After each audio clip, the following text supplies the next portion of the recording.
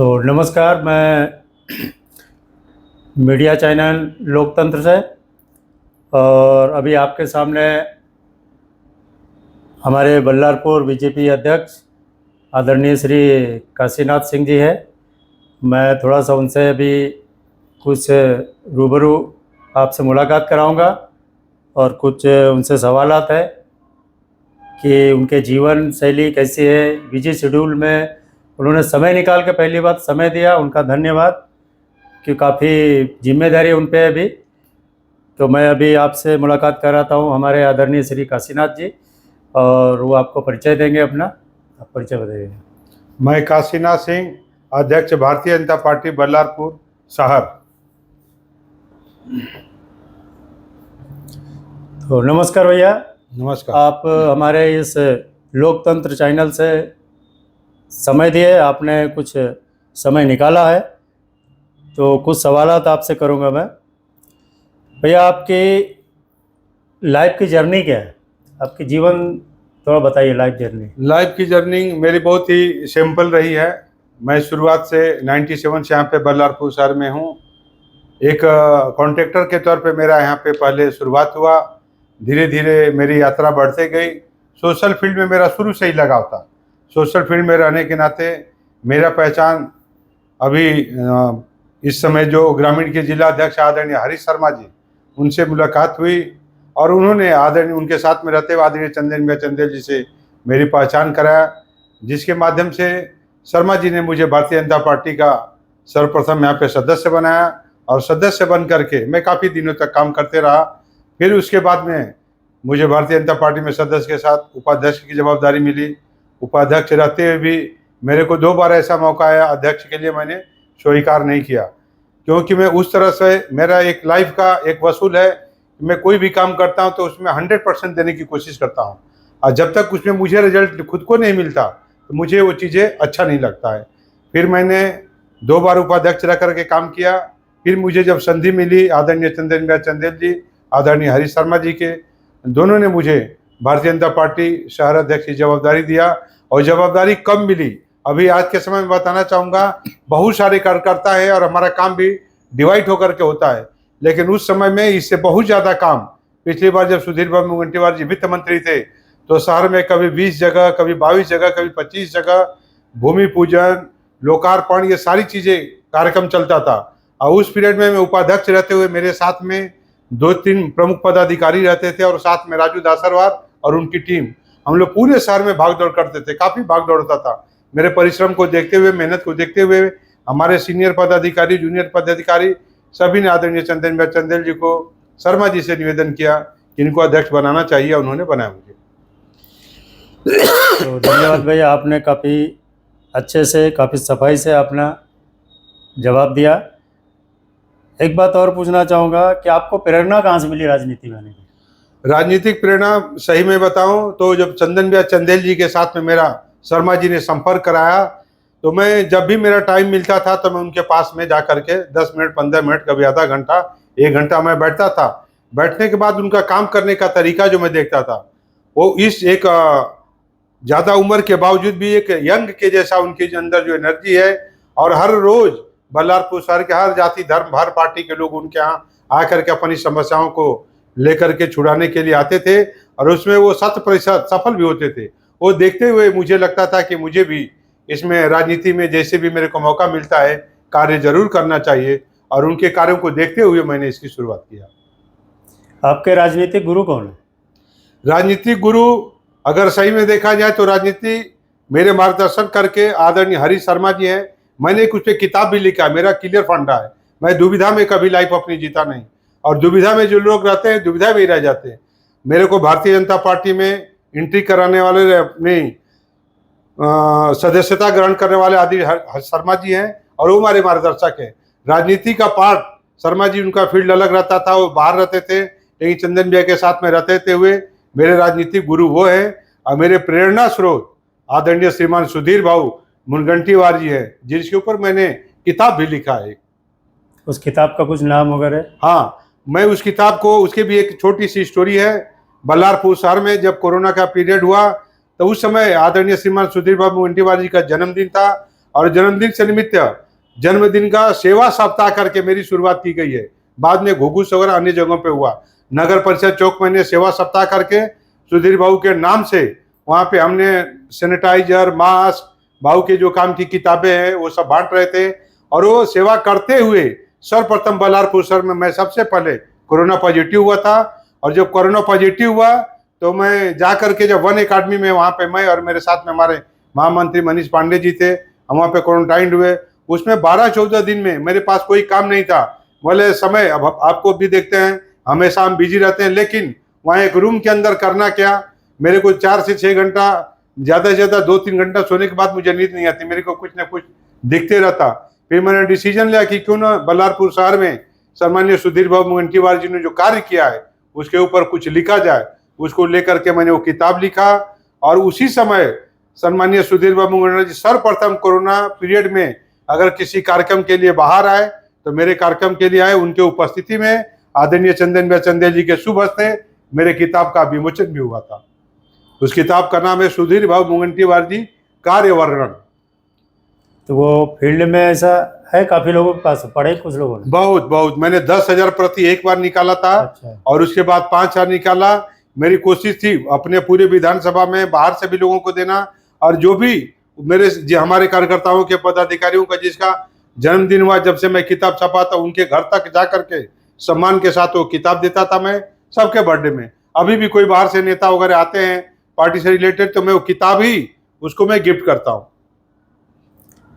तो देखा साथियों कि किस प्रकार हमारे शहर अध्यक्ष काशीनाथ सिंह जी ने किस प्रकार से अपना कोविड के समय भी अपना फर्ज निभाया। उन्होंने जनता के बीच में रह के किस प्रकार से जनता की सेवा किया। एक जो जन सेवक का जो फर्ज है वो उन्होंने निभाया। तो धन्यवाद भैया, आपने काफ़ी परिश्रम किया कोविड के समय, हम भी देखे हैं। और सभी गरीब झोपड़ी इधर उधर जाके सभी हर चीज़ की मदद किया आप लोगों ने। और ऐसा ही जनसेवक होना चाहिए। तो भैया आपका आगे का ये पूछना चाहूँगा कि देश में 2 राष्ट्रीय पार्टी है, कांग्रेस और बीजेपी। तो बीजेपी की क्यों ही चुना आपने? ऐसा क्या लगा कि बीजेपी ही रहना चाहिए, कांग्रेस क्यों नहीं?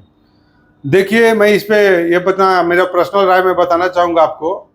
मैं जो है सबसे पहले मैं राष्ट्रभक्त हूँ। राष्ट्र के बाद मेरा खुद का स्वाभिमान है और बाकी पार्टियां हमारे लिए तीसरे नंबर पे आती है। लेकिन राष्ट्रभक्ति का जज्बा हर पार्टी हर नेता को अपना कहीं ना कहीं वोटिंग का चुनाव रहता है, सारी चीज़ें रहती, उनकी अलग अलग पॉलिसी रहती। लेकिन जब मैं ग्रेजुएशन कर रहा था उस समय मैंने देखा कि भारतीय जनता पार्टी की जो सोच है बाकी पार्टियों से अदर है और राष्ट्र की भावना सबसे ज़्यादा है। ये सोच को लेकर के मैंने भारतीय जनता पार्टी को ज्वाइन किया था। तो आपका पहला मुद्दा है आपका लगाव कि आपका देशभक्ति, जो पार्टी देश हित में काम करेगी आप उसके सहयोग करेंगे। बिल्कुल। तो काफ़ी अच्छी सोच है आपकी। एक मान लीजिए अगर कोई आपका ऑफर आया कांग्रेस से एक बहुत बड़े लेवल में, तो क्या आप उस ऑफर को अपनाएंगे? नहीं, कभी नहीं, जीवन में नहीं। ऑफर मैं वैसे भी आपको बताना चाहूँगा कि लोगों का प्यार है जो मुझे लीडर समझते हैं। मैं अपने आप को कभी नेता नहीं मानता और न मानूंगा। मैं कार्यकर्ता के नाते सदैव, आपने देखा होगा हमारे प्रधानमंत्री भी अपने को नेता नहीं बोलते, वो चौकीदार बोलते हैं। हमारे आदरणीय सुधीर बाबू मुंगंटीवार जी हैं, कभी भी अपने आप को नेता नहीं बोलते, जबकि वो महाराष्ट्र के लोक नेता हैं। मेरी सोच हमेशा रहती कि जो अपने को जवाबदारी मिली उसमें 100% देना। कोरोना काल में आपने देखा होगा बल्लारपुर शहर में जब एक ही जगह सेंटर था तो मैंने सुधीर बाबू को बोल करके बस्ती प्रभाग में एक सेपरेट मैंने सेंटर चालू कराया था, RT-PCR सेंटर। और वहाँ पे 150 से 200 लोग डेली वहाँ पे पॉजिटिव होते थे। उनको मैं खुद अपने हाथों से पॉजिटिव पेशेंट को चाय, बिस्किट, सैनिटाइजर, मास्क डेली बांटता था। और उनकी यादी आती थी मेरे पास जब मैं देखता था कि उसमें से 50% लोग पॉजिटिव है। मैं भी मास्क वगैरह लगा के रहता था। किसी को अगर मेरी आवाज़ गज जाती थी तो उनको लगता है कि अरे आप काशी भैया है क्या? मतलब आओ तो भैया आपके साथ एक सेल्फी लेना है। मुझे मालूम है कि वो कोरोना पॉजिटिव है, लेकिन उससे पहले कोरोना पॉजिटिव होने के बाद, निगेटिव होकर के निकलने के बाद भी मैंने वो सेवा किया। मेरे कहने का तात्पर्य यह है कि हम एक जनसेवक के रूप में सदैव कार्य करते आ रहे हैं। और रहा किसी बड़े पार्टी का, कभी भी मैं भारतीय जनता पार्टी का सदस्य हूँ, एक कार्यकर्ता हूँ, मैं इसी में रहना पसंद करूँगा। मुझे अपनी कैपेसिटी मेरा कहाँ तक मुझे जाना है मेरा तय है। हम कोई बहुत बड़े लेवल पे जो समय है, बहुत हमारे से लोग प्रतिभाशाली है, वो लोग पहुंचेंगे। लेकिन जो भी है, आपने देखा होगा स्वामी विवेकानंद जी का, बहुत लंबी लाइफ उन्होंने नहीं जिया, लेकिन उन्होंने एक मिसाल कायम किया। हम क्षणिक मात्र, हम जब तक रहेंगे, लेकिन हम कुछ ऐसे महापुरुषों के आदर्शों पे चलने वाले हैं जो हम अपने पद से विचलित नहीं होते। मेरा लक्ष्य हमेशा एक ही रहता, मेरा नेतृत्व एक है, मेरी पार्टी एक है, मेरी सोच एक है। तो धन्यवाद। तो देखा साथियों, किस प्रकार से उन्होंने काफ़ी अच्छा एक एग्जाम्पल दिया कि ज़िंदगी छोटी हो लेकिन अच्छी हो, लंबी ज़िंदगी हो लेकिन उस क्वालिटी में कुछ लाइफ ना हो, लाइफ में कुछ मज़ा नहीं हो, और समाज सेवा के लिए उस जीवन काम में नहीं आए, ऐसा जीवन क्या फ़ायदा। तो आपने एक ये पूछना चाहूँगा कि उस समय जो कोविड के समय आपने बोला कि काफ़ी लोग पॉजिटिव थे सब, तो आपको कभी डर नहीं लगा कि मेरा भी परिवार है, कभी मैं घर जाऊँगा तो लोग घर वाले क्या बोलेंगे? तो आपका पारिवारिक सपोर्ट उस समय कैसा रहता था? पारिवारिक सपोर्ट और किसी का मेरे को सपोर्ट नहीं था, मेरा व्यक्तिगत था। मैं पहले दिन जब कोविड सेंटर शुरू हुआ, उद्घाटन में हमारे पार्टी के लोग आए, लेकिन उसके बाद कोई भी पार्टी के लोग गए चाहे बाहर के लोग वहां पे आते नहीं थे, क्योंकि वो स्थिति ऐसी थी कि सबको डर था। और मैं जब घर से निकलता था, मेरे मिसेज को मालूम चला कि मैं वहां जा रहा हूं, तो बोली कि वहां जाना नहीं, और सामने खड़ी हो गई। चंदन भैया चंदेल जी को पहले दिन का मैं अति उत्साह में आकर के जो सेवा किया, फोटो भेजा, तो मेरे को चंदन भैया चंदेल जी बहुत चिल्लाए, बहुत गर्म दिए, बहुत चिल्लाए मेरे को, बोला तेरे बाल बच्चे हैं, बहुत तू गलत कर रहा है। फिर मैंने उसके बाद मैं वहां जा करके सेवा करता था, और उसकी वीडियो फोटो सिर्फ और सिर्फ महाराष्ट्र के लोक नेता और भावी सांसद आदरणीय श्रीमान सुधीर भाई मुनगंटीवार जी को ही मैं भेजता था। घर से मेरे को बोलते थे घर के लोग कि आप कहाँ जा रहे हो, मैं कोविड सेंटर में नहीं जाता, तो बाहर दे करके वापस आता हूँ। लेकिन ये टोटली गलत था। मैं डेली जो है उसमें अंदर कभी भी मेरे पास वीडियो है, आप लोगों ने भी देखा था, जिसकी वजह से जो लोग वहां पे आते थे सभी लोग मेरा कई जगह वहां पर के सत्कार भी करते थे। फिर बाद में मैंने सत्कार के लिए मना कर दिया। मुझे लगता था ये मेरे कार्य करने के, मैं सत्कार से मैं अगर करता हूं तो लोगों को क्या लगेगा, ये सत्कार करने के लिए अपना ये जो सेवा दे रहे। फिर मैंने मेरे 10-15 वहां पे सत्कार होते थे, 1.5-2 महीने चला। उसके बाद मैंने हाथ जोड़ दिया कि मेरा सत्कार आज के बाद, कोरोना में मैं काम कर रहा हूं, इसको लेकर के मेरा सत्कार नहीं होना चाहिए। तो घर के लोगों को बिल्कुल जानकारी नहीं थी। एक दिन जानकारी हुआ घर मेरे मिसेज को और चंदेल जी को, फिर दोनों इसका विरोध किए। उसके बाद मैंने वहां का वीडियो सिर्फ और सिर्फ सुधीर बाबू को भेजता था।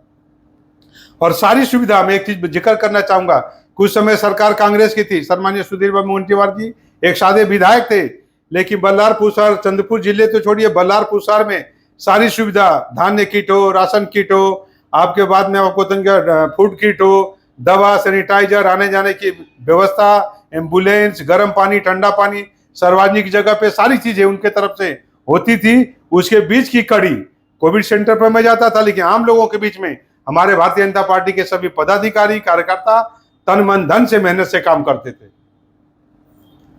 तो बहुत बढ़िया आपने काम किया। देखा साथियों, आप लोग जो भी देखेंगे इस वीडियो को, तो आपको एक प्रेरणा मिलेगी कि आज राजनीति में तो कार्यकर्ता तो बहुत है, लेकिन ऐसे बहुत कम कार्यकर्ता है कि कोविड के समय भी लोग, तो अच्छे अच्छे लोग मैं देखा कि अपने अपने घरों में बैठे थे, अपना परिवार देख रहे थे, लेकिन उन्होंने अपना परिवार नहीं देखा, अपना जीवन का लक्ष्य बनाया कि मुझे जन सेवा करना है, लोगों के लिए जीना है।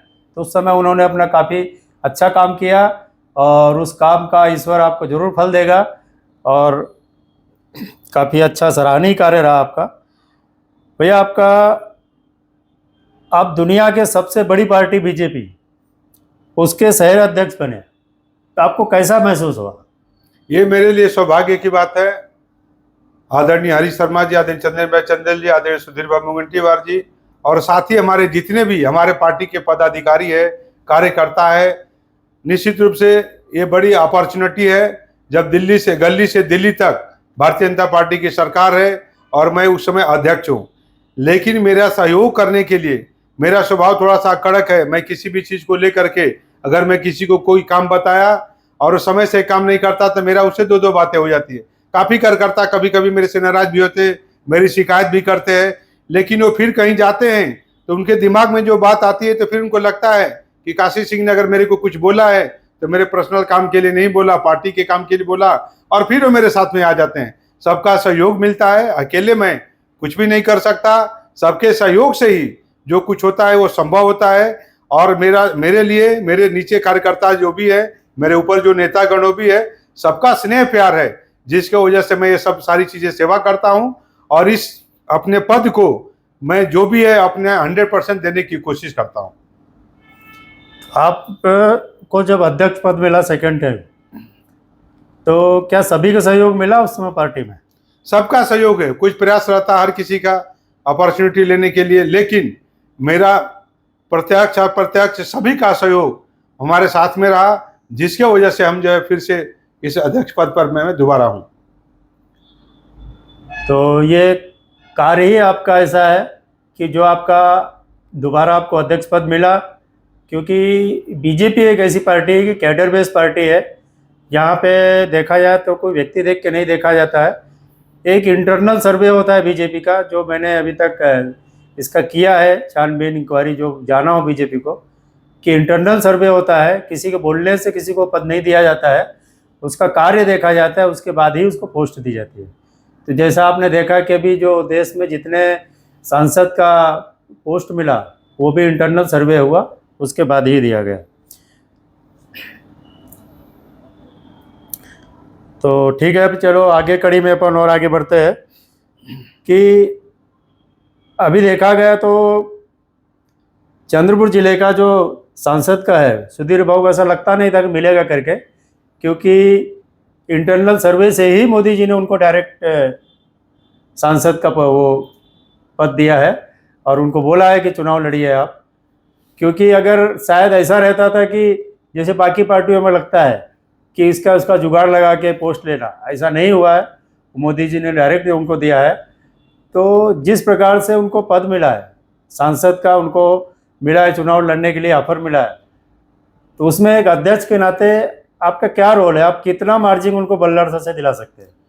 आदरणीय श्रीमान सुधीर बाबू मुंगंटीवार जी का जो कार्य है, वो कार्य के दम पर खुद आगे बढ़ रहे हैं और समाज के साथ साथ, पार्टी के साथ साथ शहर के जो युवा वर्ग है, महिलाएं हैं, जो दूरगामी सोच के जो लड़के हैं, जो बाहर जो लड़के आज कई सालों से जो कहीं पूना कहीं बाहर जो लड़के रह रहे, वो जब बल्लारपुर शहर में जब आते हैं तो जो बल्लारपुर शहर को चौतरफा विकास के रूप से बदलाव देखते हैं, तो उनको ये मालूम है कि सिर्फ और बदलाव सन्माननीय सुधीर बाबू मुनगंटीवार जी की वजह से हुआ है।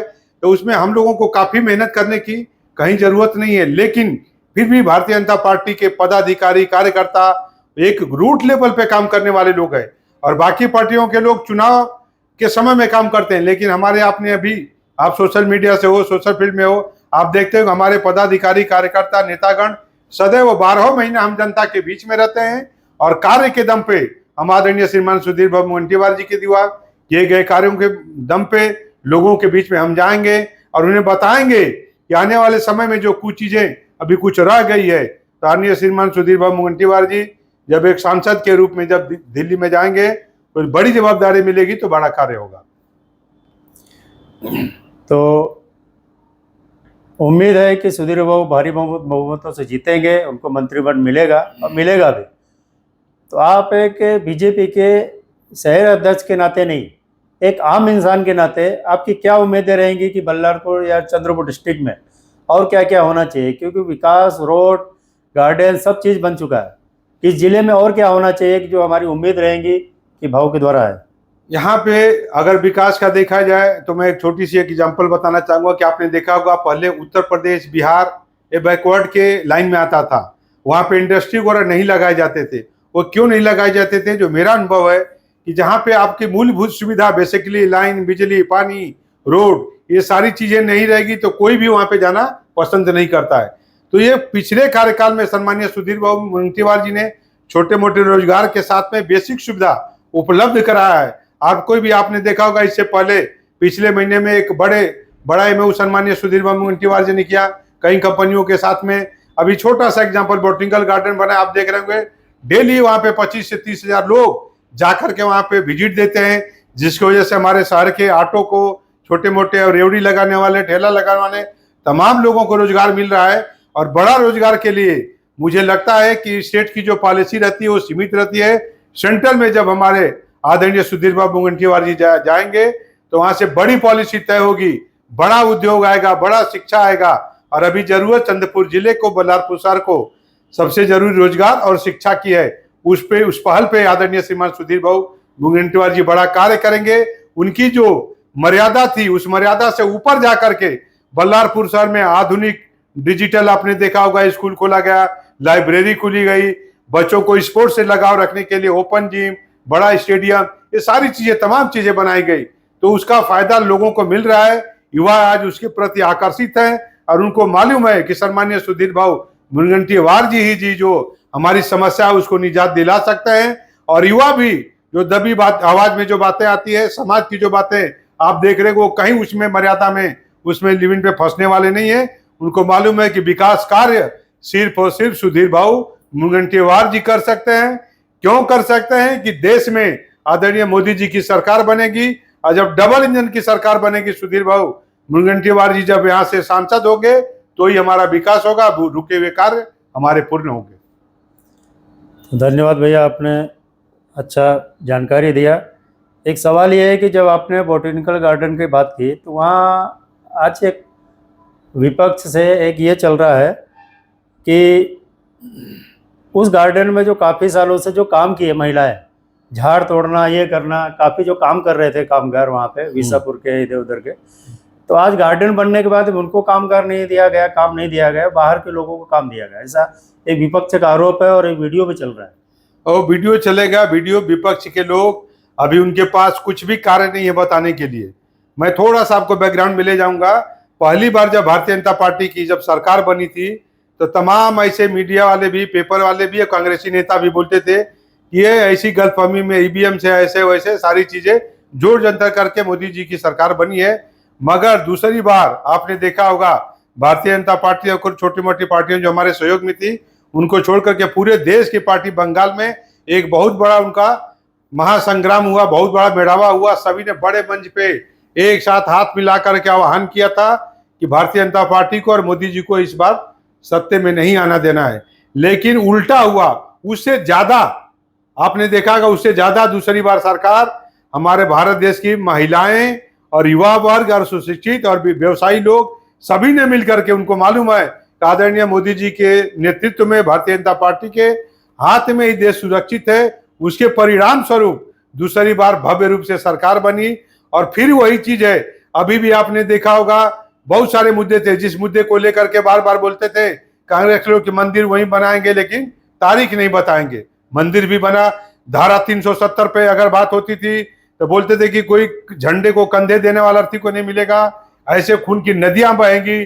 लेकिन वो सारी चीजें वो कैसे सम्मिलित हुई, कैसे पॉजिटिव हुई कि आदरणीय मोदी जी के नेतृत्व में, और भारत देश के मोदी जी का नेतृत्व है, लेकिन भारत देश के एक बड़ी संख्या में लोगों को मालूम है कि भारतीय जनता पार्टी, मोदी जी ये सारी चीजों से निजात दिलाएंगे, तो लोगों ने चुन करके दिया और ये सारी चीजें संभव हुई। और इस बार वही होगा। अभी आपका विषय था बोटेनिकल गार्डन का, ऐसा कुछ भी नहीं है। मैं उस पर आपको क्लियरिफिकेशन देना चाहूंगा कि छोटे मोटे जो लोग हैं जिनको कुछ नहीं है वो सारी चीजों को उठाते हैं बाहर। आपने देखा होगा जितने लोग वहां पे जा रहे हैं पर्सनल, कोई पार्टी के लोग नहीं है, उनका वीडियो आप देखेंगे तो इतने खुश हैं वो, अपने रिश्तेदारों को बुला बुला करके बोटेनिकल गार्डन दिखा रहे हैं। वहां पे जो काम करने की आपने बताया, कंपनी का जो टेंडर निकला, गवर्नमेंट का टेंडर होता है, वो टेंडर में जिस ठेकेदार को काम मिलेगा तो ठेकेदार को हम परमानेंट करेंगे क्या? कभी नहीं करते हैं, कोई भी नहीं करता है। इससे पहले की सरकार रही चाहे कहीं भी रहा, जो लेबर वो काम करते हैं और काम करके फिर उनको आगे टेंडर मिला वो आगे जाते हैं। अगर इस तरह की रहेगी तो मैं भी ठेकेदारी रह चुका हूं, मेरे को नगर पालिका में परमानेंट होना चाहिए, लेकिन ये चीजें संभव है क्या? नहीं होता। हाँ, दूसरा इंसानियत के नाते, मानवता के नाते महाराष्ट्र के लोक नेता विकास पुरी की जो सोच रहती है उनको कहीं ना कहीं कुछ हद तक उन लोगों को वहां पर एडजस्ट भी किया गया है। और आगे भी जो भाऊ की संकल्पना है, छोटे मोटे रोजगार जो शुरू किए गए हैं, और भाऊ जब चुन के आएंगे तो बड़े रोजगार के माध्यम से, इंडस्ट्रीज के माध्यम से उन सभी को कहीं ना कहीं एडजस्ट अवश्य करने की कोशिश किया जाएगा। तो धन्यवाद भैया, आपने एक जो ज्वलंत मुद्दा चल रहा था अभी उसका काफ़ी अच्छा सफाई से दिया और क्लियर किया कि ऐसा कुछ नहीं है, और जो टेंडर द्वारा ही जो है ठेकेदार के वही लोग काम कर रहे हैं। और एक पर्सनल भैया एक है मेरा कि मान लीजिए सुधीर बाबू यहाँ से अभी तो सांसद बनना ही है, तो अगला विधानसभा का जो रहेगा मेंबर वो कौन? बाई चांस आपके जो काम को देखते हुए, आपने इतना सारा जो काम किया, सब किया शहर अध्यक्ष का, क्योंकि पार्टी का रहता है कि जो मेन पद पर रहता है अध्यक्ष, पहला अगर कुछ ईमानदारी से रहा तो पहला उसको ऑफर मिलता है। तो अगर आपको आने वाले समय में विधानसभा का चुनाव लड़ने के लिए ऑफर मिलता है तो उस समय आपका क्या आपका धन्यवाद, आपने मुझे इस लायक समझा। मैं पहले भी बता चुका हूँ शुरुआत में ही, मैं एक कार्यकर्ता के रूप में अपने आप को स्थापित करना चाहता हूँ। उसके अलावा ये सारी चीजें बहुत बड़ी बात है। हमारे नेता है आदरणीय श्रीमान सुधीर बाबू मुनगंटीवार जी, उनकी ये विधानसभा है और उनका हर एक घर के हर एक सदस्य लाभार्थी है किसी न किसी रूप में। ये सारी चीजें तय करने के लिए उनके तरफ हम सभी देखते हैं और वो तय करेंगे। बाकी पक्ष का निर्देश अगर जो भी रहता है मैं सदैव करता हूं। ये सारी चीजें मेरे सोच से बहुत बड़ी है, वो समय के साथ में आदरणीय श्रीमान सुधीर बाबू मुनगंटीवार जी तय करेंगे। लेकिन ये मैं दावे के साथ बोलना चाहूंगा कि जो भी रहेगा आदरणीय श्रीमान सुधीर बाबू मुनगंटीवार जी के निर्देशानुसार तय होगा और सम्मानीय सुधीर बाबू मुनगंटीवार जी जो तय करते हैं, जो आदेश करते हैं, हम उस आदेश के नीचे हम सभी लोग काम करते हैं। तो अगर ऊपर से आदेश आया कि आपको ये जिम्मेदारी निभाना है तो आप उस जिम्मेदारी को बखूबी निभाएंगे?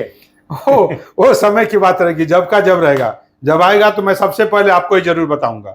मैं आपके चैनल के माध्यम से मैं इंटरव्यू करूंगा। तो धन्यवाद। तो मैं उम्मीद भी करूंगा कि बीजेपी एक कर्मठ कार्यकर्ता जो जमीन लेवल से लगा हुआ है, आने वाले समय अगर कोई मौका आता है तो ऐसे लोगों को ही मिलना चाहिए।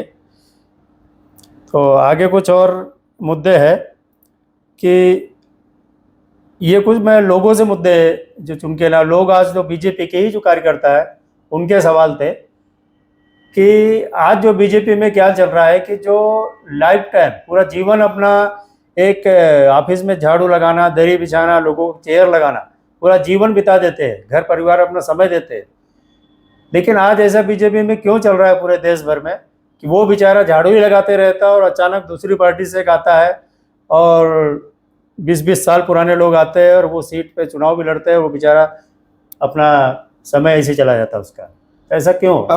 क्या पार्टी में ऐसे कार्यकर्ता नहीं है? नहीं, मैं आपको बताना चाहूंगा, पार्टी भारतीय जनता पार्टी में किसी का, मैं आपको बताऊं, जो आप बोले ना कि झाड़ू लगाते और पोछा लगाते उनको के आपके, मैं आप देखे होंगे अगर तो बहुत पहले कई बार आदरणीय मोदी जी की जो फोटो मैंने कई बार देखा, कहीं पोछा लगाते हुए, कहीं झाड़ू लगाते हुए, कहीं चाय बेचते हुए, ये सारी चीजें। तो उन्होंने बहुत संघर्ष किया। भारतीय जनता पार्टी के कार्यकर्ता संघर्ष से ही, हमारी शुरुआतें वहीं से संघर्ष से शुरू होती है।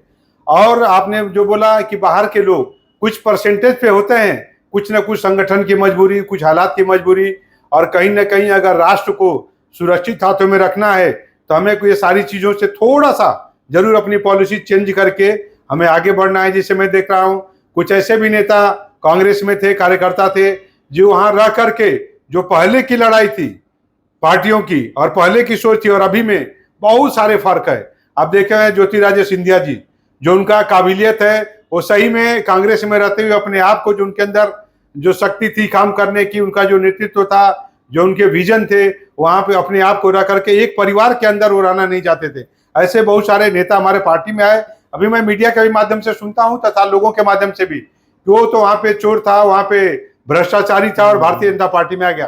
तो वहां पे बना तो भारतीय जनता पार्टी ने उसको नहीं बनाई, वो वहां पे बना था। लेकिन भारतीय जनता पार्टी में आने के बाद अगर वो कुछ करता है तो भारतीय जनता पार्टी उसको नहीं, अपने भी कार्यकर्ताओं को बर्दाश्त नहीं करती है और उसको वहां से हटाने का काम करती है। जो लोग जिनके ऊपर गुनाह दाखिल हुआ है या कुछ जांच चल रही है, तो किसी की जांच रुकी हुई नहीं है, अपनी प्रक्रिया शुरू है। ये सारी चीजें वो कर रहे हैं। दूसरा, जो कांग्रेस के लोग हैं बारंबार संविधान की दुहाई कभी देते हैं, कभी कुछ बोलते हैं। अभी उनके साथ में हमारे सम्माननीय उद्धव ठाकरे जी ने कांग्रेस के साथ में मिलकर के सरकार चलाया। बाला साहब ठाकरे का एक ही था कि भारतीय जनता पार्टी या और पार्टियों के उनके साथ में जो स्नेह था, आशीर्वाद था, कांग्रेस के साथ में वो कभी नहीं रहे। बाबा साहब अम्बेडकर के 2 बार हराने का काम जो है कांग्रेस के लोग करे। अब ऐसे लोग बाला साहब ठाकरे का और भारत के रत्न आदरणीय हमारे बाबा साहब अम्बेडकर की दुहाई देते हैं, तो मुझे बहुत इनके ऊपर में तरस आता है। इनके इतने दिन गिर गए कि ऐसे ऐसे लोगों को लेकर के, ऐसी छोटी सोच लेकर के वो सामने आ रहे हैं। तो धन्यवाद, आपने हर सवाल का जवाब बखूबी दिया है। तो और एक पर्सनल मैं पूछना चाहूँगा कि आपका जो व्यस्त समय है, आप दिन भर आप बाहर रहते हैं, सब हर किसी को समय भी देते हैं, आप टाइम मैनेजमेंट कैसा करते हैं? टाइम मैनेजमेंट का तो मैं बताना चाहूँगा, सही में मेरे को नींद नहीं आती। मेरा एक जो शेड्यूल बन गया है तकरीबन 12-15 सालों से, ठेकेदारी जैसे मैंने कम किया, पार्टी से जुड़ा, मेरा शेड्यूल मैं आपको बताना चाहूँगा कि सुबह मेरे को मैं 4 बजे भी अगर सोऊंगा तो 5 बजे मेरी ऑटोमेटिक नींद खुल जाती है। 5 बजे अपनी डेली क्रिया करने के बाद मैं 2-3 किलोमीटर मेरा वॉकिंग होता है डीसीएम ग्राउंड के तरफ में। वॉकिंग करके फिर मैं, हमारा वॉलीबॉल क्लब चलता है, वहां जा करके मैं 8 साढ़े 8 बजे तक वॉलीबॉल खेलना, योगा वगैरह करके, एक हमारा अच्छा क्लब चलता है, हम 40-50 लोगों के साथ में रहते हैं। उसके बाद मैं फिर वहां से आने के बाद मैं ऑफिस मेरा जो थोड़ा सा लेट खुलता है बीजेपी का, तो मैं नगर परिषद का जो चौक है वहां पे तहसील के काम के लिए, हॉस्पिटल के काम के लिए, एमएसपी के काम के लिए, पुलिस स्टेशन के काम के लिए, ब्लड के लिए, सारी चीजें लोगों को मेरा वहां पे मालूम है। वो लोग सुबह आते हैं, वहां उनसे मिलने के बाद जिसका जो काम निपटाने के बाद मैं 10:30 से 11 के बीच में घर को जाता हूँ, और आधे घंटे के अंदर नहाना खाना जो भी अपना पूजा पाठ करके फिर मैं बाहर निकल जाता हूँ। फिर उसके बाद मेरे जाने का समय कोई फिक्स नहीं रहता। घर वाली को भी मेरे मालूम है, मिसेज को, कि शाम को 10 बजे एक बार उसका फोन आएगा रात में कि आपका रूटीन क्या है, खाना घर पे है कि बाहर है। अक्सर मेरे को 2, ढाई, 1:30 बज जाता है। फिर रात में भी आपको बताना चाहूंगा, ये चैनल के माध्यम से आपको किसी को लगेगा तो मेरे पास प्रूफ भी है, मैं कोई बातें ऐसे हुए में बढ़ चढ़ कर कभी मैं बात नहीं करता। रात में भी मेरे को कभी ब्लड के लिए किसी का एक्सीडेंट हुआ, किसी का झगड़ा हुआ, तो रात में भी सप्ताह में करीब 3 से 4 दिन मेरे को रात में भी 2, ढाई बजे ऐसा फोन आएगा, कोई गाड़ी किसी को मिली तो मेरे को जगना पड़ता है। मेरा फोन कोई एक आदमी नहीं बता सकती मैं उनका फोन है मैंने रिसीव नहीं किया और या मैंने कॉल बैक नहीं किया। तो रात में भी मेरे को तकरीबन 24 आवर जैसी सेवा देने का मुझे अच्छा भी लगता है। और लोगों में जो मैं सुनता हूँ, हर पार्टी के, हर धर्म के लोग, हर पक्ष के लोग जब मुझे बोलते हैं कि भाई मैंने तुमको ये काम बताया, तुमने किया, धन्यवाद, तो मुझे उसमें बहुत एक अपने आप के अंदर मुझे लगता है कि अपन किसी के काम में आए तो मेरे लिए गौरव की बात है। आदरणीय श्रीमान सुधीर बाबू मुनगंटीवार जी एक ही चीज बोलते हैं, बार बार उनका कहना एक ही रहता है, किसी को कोई काम मिला तो गांव में, शहर में, देश में बहुत सारे लोग हैं, लेकिन कोई तुम्हारे ही पास क्यों आया, काशी सिंह के पास क्यों आया? वो इसलिए आया कि ईश्वर ने आपको उसका सेवा करने का मौका दिया है। तो सम्मानीय सुधीर बाबू मुनगंटीवार जी के वो बात हमेशा मेरे जहन में रहती है और उस बात को लेकर के मैं सदैव पॉजिटिव रहता हूँ और जितना मेरे से बनता है वो काम करने की कोशिश करता हूँ। तो धन्यवाद, काफ़ी आप मेहनत करते हैं, आपका टाइम मैनेजमेंट काफ़ी अच्छा है। एक तरफ परिवार भी देखना, राजनीति भी देखना, बाकी सोशल सर्विस भी देखना, कोई मामूली बात नहीं है, फिर भी आप निभाते हैं। तो एक सवाल ये था कि जैसे आज चल रहा है देश में, यहाँ भी गांव में भी लोग बोलते हैं अरे यार बीजेपी को वोट नहीं दोगे तो सीबीआई और ईडी लगा देंगे। तो क्या ऐसा है कि पार्टी डरा के लोगों से वोट लेती है या शामिल करती है? बिल्कुल नहीं, मैं इसका सख्त निषेध करता हूं। आपने देखा होगा ईडी और सीबीआई कोई आज नहीं बनी है, इससे पहले भी कांग्रेस के टाइम में भी पार्टी थी तो सारी चीज व्यवस्था हुई है। लेकिन सवाल यह है कि जब उनके कार्यकाल में सबसे ज्यादा भ्रष्टाचार किए, सारी चीजें हुई, तो इसलिए ईडी और सीबीआई का काम क्या है? वो भारतीय जनता पार्टी के लोग हैं क्या? नहीं, बिल्कुल नहीं। वो जो है जिसको वो देख रहे हैं उस तरह के लोग हैं, उनके साथ वो बर्ताव करते हैं। अब कांग्रेस के पास में चाहे देश में कुछ तथाकथित लोग हैं जो राष्ट्र को आगे बढ़ने नहीं देना चाहते, कुछ टुकड़े गैंग हैं जो ऐसी ऐसी बातें करते। आपने देखा होगा बहुत बार पहले कुछ ऐसी जो न्यूज मिलती थी जो बड़े शर्म की बात रहती थी हमारे देश के लिए, राष्ट्र के लिए। लेकिन ईडी और सीबीआई किसी पार्टी के दबाव में काम नहीं कर रही है, किसी पक्ष के दबाव में काम नहीं कर रहे, वो निस्वार्थ भाव से निष्पक्ष अपना काम करती है। अब लोगों का बोलना है तो वो बोलेंगे, अब उनके पास कोई मुद्दा नहीं बचा, कुछ नहीं बचा। आज कांग्रेस को आप देख रहे, कांग्रेस से मुक्त भारत इस बार बिल्कुल हो जाएगा। हमारे महाराष्ट्र में आप देखोगे बड़े बड़े नेता, मुख्यमंत्री रहे वाले लोग भारतीय जनता पार्टी ज्वाइन कर रहे हो। क्यों कर रहे हैं? वो देख रहे हैं कि भविष्य कांग्रेस का कुछ भी नहीं है, इसीलिए वो ज्वाइन करें। बाकी सीबीआई ईडी का कोई ऐसा विषय ही नहीं है। धन्यवाद, आपने इसका भी जवाब बखूबी दिया। एक पब्लिक का जो है ओपिनियन है और काफ़ी एक नाराज़गी चल रही है कि मैं देख रहा हूँ कि काफ़ी ज़्यादा नहीं, कुछ 1-2 सालों से शायद शुरू है, और उस दिन मोदी जी की जो सभा थी वहाँ भी देखा गया कि ये जो वीआईपी पर कल्चर है, वीआईपी पास देना, ये करना, ये कैसा ठीक नहीं मेरे हिसाब से। क्योंकि एक जो बेचारा सीनियर कार्यकर्ता है वो पीछे खड़ा है एकदम भीड़ में और आज जो कुछ देखा गया कि वो जो कार्यकर्ता भी नहीं बीजेपी के, वैसे लोग वहाँ पास लेके एकदम बाहर सामने बैठे थे और उनका इच्छा भी नहीं थी भाषण सुनना, वो तो एक एंजॉय करने आए थे। तो मेरे हिसाब से वीआईपी कल्चर बीजेपी जैसी कैडर बेस्ड पार्टी जो कार्यकर्ताओं को जमीन लेवल से पूरा कार्यकर्ताओं को बनाती है, और ऐसी पार्टी अगर वीआईपी कल्चर में आएगी तो मेरे हिसाब से भविष्य के लिए ठीक नहीं है। कार्यकर्ताओं के अंदर थोड़ा सा रोष आता है कि यार मैं देखो इतने दिनों से मुझे पास नहीं मिला और आज का पास मिल गया। ये एक अध्यक्ष के नाते आप इस पर ध्यान दीजिए, ये कल्चर ठीक नहीं है, क्योंकि हमारे लिए सभी कार्यकर्ता सेम है। ये जैसे आपने बोला भी कि मैं हमेशा अपने आप को कार्यकर्ता ही मानता हूँ, तो इसी हिसाब से पार्टी में ये चीज़ होना चाहिए। और उस पर क्यों कल्चर आया, वीआईपी कल्चर कैसा आ गया? मैं इस पे आपको खुलासा करना चाहूँगा कि कुछ व्यवस्थाएं ऐसी रहती है कि मैं बल्लारपुर शहर की मेरे पास जवाबदारी है। और सबसे बड़ी बात है कि जो पासेस के आपने बताया, तो इससे पहले आदरणीय सुधीर बाबू मुंटीवार जी की तरफ से आपने देखा होगा सांस्कृतिक महोत्सव 2-3 हुए, उसमें कहीं ना कहीं इस जो आप व्यवस्था बता रहे उसके लिए मैं मानता हूँ कुछ चीज़ें हुई वहाँ पे। लेकिन जैसे भी दूसरी बार जब कार्यक्रम हुआ तो मैंने उस व्यवस्था को ध्यान में रखते हुए आदरणीय श्रीमान सुधीर बाबू मुंटीवार जी के संज्ञान में दिया और वो सारी चीज़ें उस पर हमने दुरुस्त किया।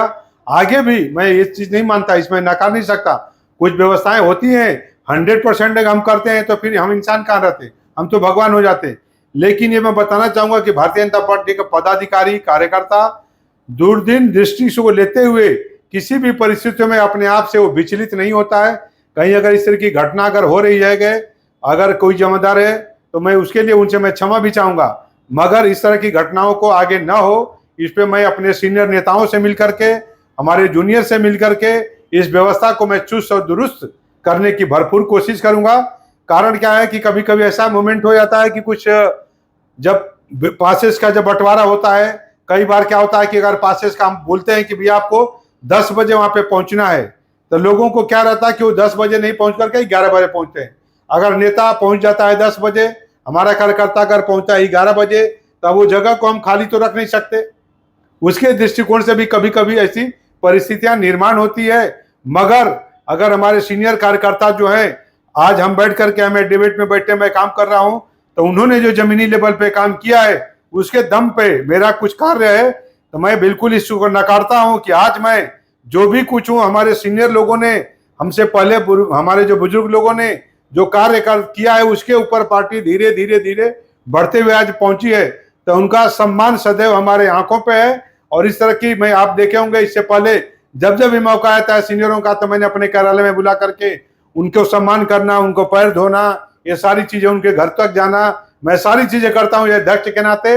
मगर इस तरह के आपके बात आपने संज्ञान में दिया, एक बार आप मुझे फोन के माध्यम से भी बताया था, उस व्यवस्था को मैंने तुरंत दुरुस्त किया था। और आगे भी मेरे सबसे पहला अहम कार्य रहेगा कि इस व्यवस्था को दुरुस्त करना। अध्यक्ष के नाते मैं इस पे पूर्ण कार्य करूंगा, मैं आपको ये विश्वास दिलाता हूँ। धन्यवाद भैया, आपने काफ़ी अच्छी बात बोला और ये दुरुस्त होना भी नहीं चाहिए, होना भी चाहिए, क्योंकि मेरा तो कहना है कि वीआईपी कल्चर होना ही नहीं चाहिए। क्योंकि वीआईपी कल्चर जहाँ आता है कि बड़ी से बड़ी पार्टियाँ देखा है, बड़े से बड़े संगठन देखा है, वहाँ पे थोड़ा सा टूटने के कगार में रहते हैं, क्योंकि द्वेष भावना आती ही आती है, यार उससे पास मिला मुझे क्यों नहीं। तो इसीलिए सभी को सेम रखना चाहिए, सभी को समान अधिकार हो, ऐसा सिस्टम होना चाहिए।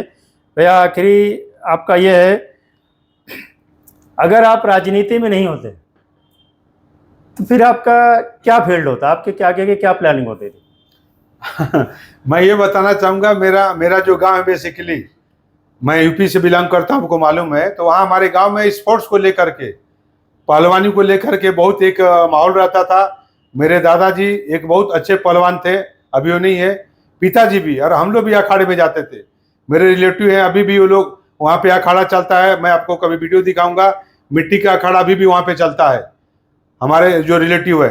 और हम लोग भी स्पोर्ट्स को लेकर के, मैं यहाँ भी आपको मालूम है, मैं स्पोर्ट्स को लेकर के अभी भी यहाँ पे वॉलीबॉल क्लब चलाता हूँ। मेरे कबड्डी का मैं सबसे अच्छा प्लेयर था। हमारी जो टीम थी पूर्वांचल में, हमारी टीम जब जान जाती थी तो वहाँ कोई टीम दूसरी हमारे सामने टिकती नहीं थी। मगर यहाँ कबड्डी वगैरह ये सारी चीज़ों के लिए समय बहुत ज़्यादा लगता। मैं kabaddi, cricket, volleyball, football, badminton, swimming, running, सारी चीज़ों का मेरे को हॉबी है और मैं करता भी हूँ। लेकिन कम समय में हम क्या खेल सकते थे, मैंने वॉलीबॉल को चूज किया। हमारे वॉलीबॉल के यहाँ पे हमारे सीनियर है और जिनके सानिध्य में हमारा वॉलीबॉल क्रम चलता है, आदरणीय प्रमोद भाऊ आते जी, उनके माध्यम से हम वॉलीबॉल खेलते हैं यहाँ पे। मैं आपके जो आपने सवाल किया कि क्या करते थे, तो निश्चित रूप से मैं स्पोर्ट्स में मेरी रुचि थी, स्पोर्ट्समैन बनता था और शायद मैं किसी न किसी टीम में स्पोर्ट्स में मैं देश का प्रतिनिधित्व जरूर कर सकता था, क्योंकि मैं जो काम करता हूँ तो मैं उसमें मैं 100% देता हूँ।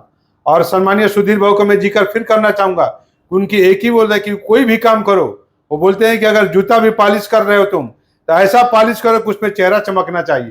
तो मैं जो काम करता हूँ, मैं खुद के बारे में मैं अपनी खुद की तारीफ नहीं करना चाहूँगा, लेकिन लोग जो बोलते हैं बल्लारपुर शहर में आपके तरफ से भी मुझे कई बार शुभकामनाएं मिली, बाकी लोग बोलते हैं जब से आप अध्यक्ष बने हो आपकी तरफ से जवाबदारी मिली है आप बड़े उसको अच्छे से निभाते हो। मैं ठेकेदारी भी करता था, तो मैं जो भी मेरे काम चलते थे, आज भी मेरे द्वारा किए गए कार्य जो है वैसे है, उसमें कोई खराबी नहीं आई। राजनीति में हूं तो मैं जब तक करूंगा, मैं पहले भी बोला, जितने दिन मेरी जवाबदारी रहेगी मैं उसमें 100% देने की कोशिश करूंगा। ये मुझे अपने आप पे भरोसा है, मेरा विश्वास है और मेरे लोगों का सानिध्य है, इसलिए मैं आगे करते रहूंगा। तो देखा साथियों, हमारे जितने भी दर्शक हैं, हमारे शहर अध्यक्ष, बीजेपी शहर अध्यक्ष, और इस चुनावी माहौल में एक काफ़ी ऐसा समय है कि एक एक मिनट उनका कीमती है, उस समय भी उन्होंने अपना समय दिया। और ये हमारा जो लोकतंत्र मीडिया चैनल है उसको उन्होंने समय दिया, और जो लोकतंत्र मीडिया चैनल देख रहे, मैं उनसे गुजारिश भी करता हूँ कि आप इस चैनल को और आगे बढ़ाइए, लाइक करिए, सब्सक्राइब करिए, कि जिससे हमारा चैनल और आगे बढ़े। और ये विश्वास दिलाता हूँ आपको कि इस चैनल में आपको ऐसी ऐसी जानकारियाँ मिलेंगी कि जो आपको नेशनल चैनल भी नहीं दे सकते, और आने वाले समय में अच्छे अच्छे लोगों के इंटरव्यू आएंगे, क्योंकि ये काफ़ी मेरा उद्देश्य यही है कि समाज के जो अच्छे काम है, समाज के जो अच्छे लोग हैं जो काम करते हैं, उनको बाहर लाना। ऐसे बहुत सारे लोग समाज में है कि अच्छे अच्छे काम करने वाले हैं, लेकिन उनको पता नहीं है, लोग को जानते नहीं है कि भैया क्या है। तो इस टाइप के लोग हैं। और मैं आखिरी में हमारे अध्यक्ष साहब से गुजारिश करता हूँ कि थोड़ा पंच लाइन में एक संदेश उनके तरफ से देश को क्या रहेगा। देश को संदेश मेरा, सबसे पहले तो मैं आपके चैनल का धन्यवाद और आभार करूंगा, और आपको इस नवरात्र के पावन पवित्र अवसर पे शुभकामना दूंगा। मैं काफ़ी दिनों से भी आपको पहचानता हूं, आपका भी जो कार्य है समाज सेवा, सोशल सेवा, आपके माध्यम से न बताते हुए और न दिखाते हुए आप करते हो, उसके लिए आपको शुभकामना है। साथ ही जो आपने बोला कि राष्ट्र के लिए संदेश क्या है, तो मैं एक ही बोलना चाहूँगा कि जाति, धर्म, भेदभाव, ये सारी चीज़ों को भुला करके मैं खास तौर से युवाओं का आह्वान करना चाहूँगा कि सबसे पहले आप देखे होंगे हमारे यहाँ भी चुनाव का जो विषय है, जाति, धर्म, भेदभाव में लोग घुसते हैं, लेकिन अगर हमें कुछ होता है, अगर हम किसी हॉस्पिटल में जाते हैं, बीमार है, तो हम डॉक्टर देखते हैं क्या कि कौन से धर्म का है, नहीं, हम वहाँ डॉक्टर के पास जाते हैं कि कौन सा अच्छा डॉक्टर है, हम वहाँ जाते हैं। और हम किसी बस में बैठते हैं तो ड्राइवर की उनसे जाति का है, कौन सा कास्ट का है, हम नहीं देखते। और ये हमारी कोई इमरजेंसी में जब कोई जरूरत आती है तो वहाँ हम जाति, धर्म, भेदभाव नहीं देखते हैं। आज हमको ब्लड की जरूरत है तो वहाँ हिंदू, मुस्लिम, सिख, ईसाई हम नहीं देखेंगे, हमको तुरंत ब्लड होना। तो इसलिए मैं सभी से खास तौर से निवेदन करूंगा, आह्वान करूंगा कि जाति, धर्म, भेदभाव से ऊपर उठिए, राष्ट्र सर्वोपरि है, राष्ट्र के बारे में सोचिए, राष्ट्र आगे बढ़ेगा तो आप राष्ट्र आगे बढ़ेंगे। इसीलिए मैं सभी युवाओं का आह्वान करता हूं कि राष्ट्र का जज्बा लेकर के आप आगे बढ़िए, निश्चित रूप से आपका विकास होगा। जय हिंद, जय भारत, वंदे मातरम। तो धन्यवाद भैया, आपने सारे सवालों का जवाब काफ़ी खूबसूरती से दिया। काफ़ी देखा कि एकदम मंझे हुए जो रहते राजनीतिक, वो हिसाब से दिया। कई सवालों के जवाब थे जटिल, लेकिन आपने बखूबी दिया, और आपके अंदर वो है काबिलियत कि आने वाले समय में पार्टी के और भी जो ऑर्डर आएगा और जो नेतृत्व है उसमें निभाने की क्षमता है। और मैं उम्मीद करता हूँ, ईश्वर से दुआ करता हूँ कि आप जो फील्ड में है और आगे बढ़े। और हमारे जो दर्शक लोग हैं, मैं सभी से आज अभी ये जो इंटरव्यू यहीं ख़त्म करता हूँ, और सभी से गुजारिश करता हूँ कि ये चैनल को और आगे बढ़ाइए, देखने के बाद ज़रूर शेयर करिए, लाइक करिए, सब्सक्राइब करिए, और मैं सबसे विदा लेता हूँ। जय हिंद, जय भारत।